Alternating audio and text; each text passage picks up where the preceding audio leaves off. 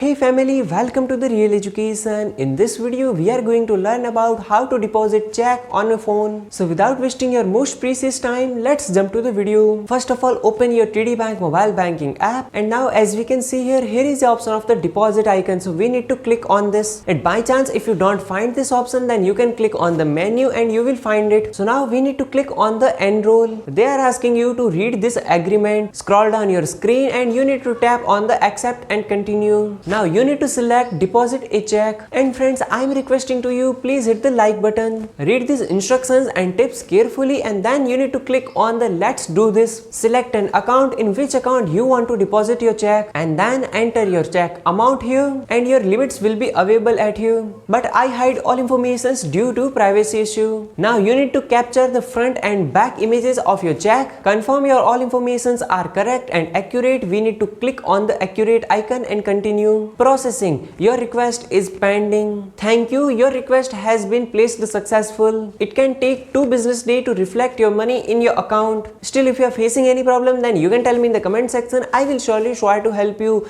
If this video is really helpful for you, then please hit the like button and don't forget to subscribe this channel. Thanks for watching Real Education. Jai Hind, Jai Bharat, Vande Matram.